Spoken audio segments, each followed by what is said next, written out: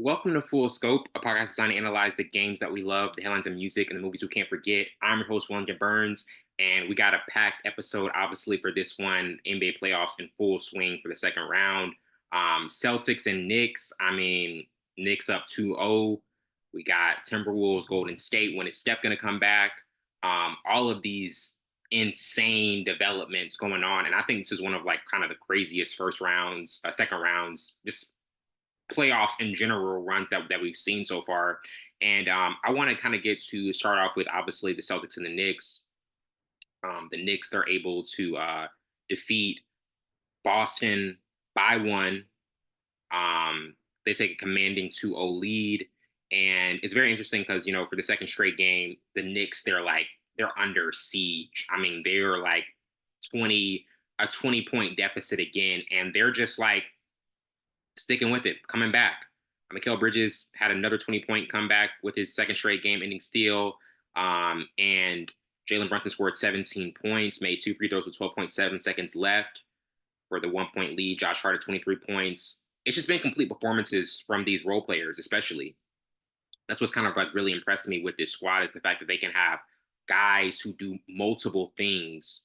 They play a lot of minutes because Tom Thibodeau is like I say, he's he's a workhorse when it comes to just putting his players in positions to keep playing, keep playing, keep playing because he doesn't have a deep bench, even though the bench has contributed more recently.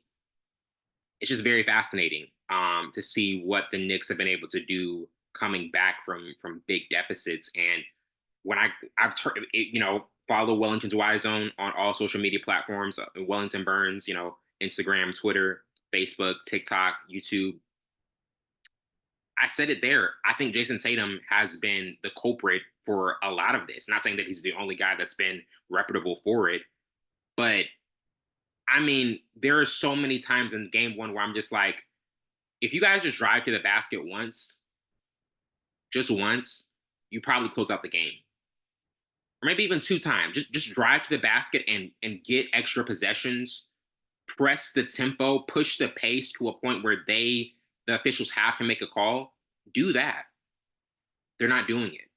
They are just going by their method of playing, which is shoot threes, keep shooting threes, and they miss like 45 of 63-point attempts, which is like never been done before. That breaks the Houston Rockets 27 consecutive, as I used to joke about on the podcast back in the day. 27 consecutive. Like, do we want to do something else? Do we want to just try to at least reinvent the wheel? I think that's very interesting that this team is not doing it. This squad is just not going with that. It stands out to me. And when I look at mainly Joe Mazzulla, I don't put this on Joe Mazzulla. A lot of times we put it on the coaches too much, and I have done that. I'll admit sometimes I put it on the coaches too much, and the coaches don't deserve that. I mean, I put on Doc Rivers. I do think Doc Rivers, I will say it again, is one of the most overrated coaches in NBA history. He has one title in 2008, and he just thinks that, oh, that seals the deal. Like that's my ticket to Canton. That's my ticket to the Naismith Hall of Fame. He's a really good coach. I don't want to disparage Doc Rivers, but blown 3-1 lead after blown 3-1 lead. You have James Harden, you have Joel Embiid, you have Kawhi Leonard, you have Paul George, you have just all of these talented teams. You get Giannis, and you can't get past the first round. It's that's another story for another day. It's puzzling what's going on with him. But yeah, Joe Mazzulla. I think Joe Mazzulla is he's going to look at the tape, and they're probably going to shoot more threes because once it starts going down, then it gets scary. Like once the Celtics start knocking down threes, it is a problem. I will admit that. It's definitely a problem. But my real issue more than anything with this team is that the fact of they don't really get out of reinventing themselves when there's an issue, when there's a deficit. That's something that you have to do as a squad.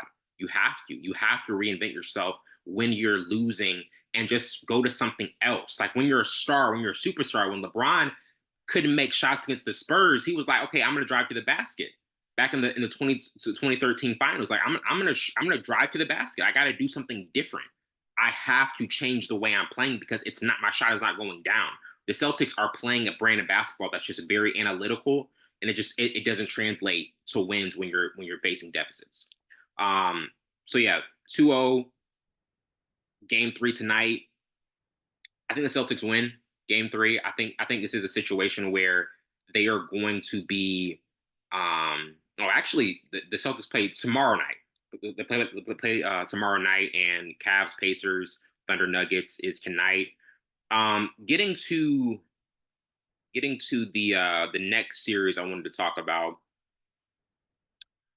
which is Golden State, Minnesota. Obviously, Steph's been out with the hamstring injury, and that's 1-1 now. The Minnesota, they're able to win last night, and 117-93, and it looked like more of a Minnesota type of game, honestly. Um, Golden State really wasn't able to get in any type of rhythm, and that's kind of what happens when Steph's not there. Because I think Steph's one of the most important players, one of the most transcendent players we've obviously ever seen. But he requires so much attention and also so much respect when it comes to the shots he creates for other players.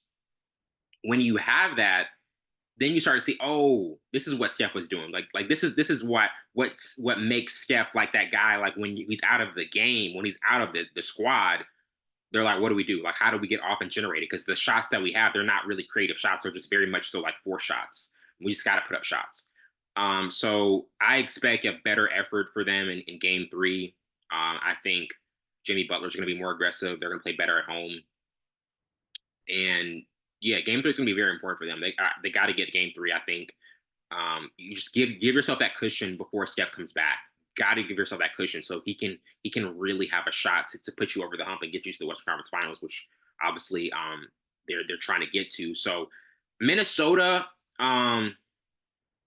it's interesting because I really like what the team is built of, but I also saw a lot of holes in Anthony Edwards like greatness development. Like he still has to get to the point where if he's not scoring, just like Jayson Tatum, you got to affect the game in a different way. You're the leader. Like you're the tempo setter. You have to affect the game in a different way because you're not always going to be 30 plus every night. Sometimes the shots won't be falling. So you got to know how to affect the game in a different way. And when you're staring against those Golden State Warriors, they've been there before. They've been in battles. They've seen monsters. They've been down 3-1. They know what it's like. So you really have to show them that you have more in your repertoire than just scoring. That's what the greats do. So we're going to take a quick break. We're going to be back. We're going to talk about Indiana, Cleveland, and obviously Celtics. Not the Celtics, but the Thunder and Nuggets.